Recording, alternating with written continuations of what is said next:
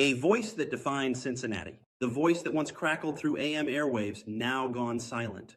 Gary Burbank, the theater of the mind maestro of WLW, has passed away at 84, leaving behind laughter, characters, and decades of creative genius. Born William Purser in Memphis, Burbank began his mischievous ascent in small-town stations. But it was in Cincinnati, starting in 1981, where he found his true stage, WWLW's Afternoon Drive. Listeners didn't just hear Gary, they lived with his creations. Earl Pitts ranting, "You know what makes me sick?" The befuddled Gilbert Gnarly on prank calls, the fiery radio preacher Reverend Deuteronomy Skaggs. Each voice a mirror reflecting the absurdity of everyday life. Through careful writing, relentless rehearsal, and a mind that never stopped spinning ideas, Burbank produced fresh bits, week after week, year after year. Gary Burbank had a gift. His characters weren't just voices on the radio. They felt like people you knew.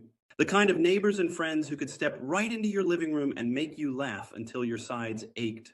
His influence stretched far beyond Cincinnati. Earl Pitts, the everyman character he created, kept audiences entertained across the country. His commentaries staying in syndication until 2021, even though Burbank himself had retired in 2007. In 2012, his legacy was etched forever into the Radio Hall of Fame. Proof that his wit and creativity stood among the very best. But awards and accolades only tell part of the story.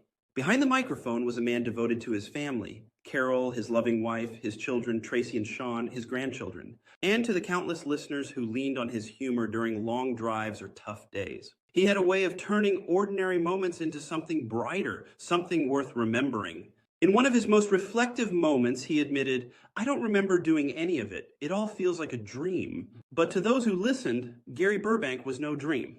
He was real, he was brilliant, and he left behind laughter that still echoes long after the broadcast ended.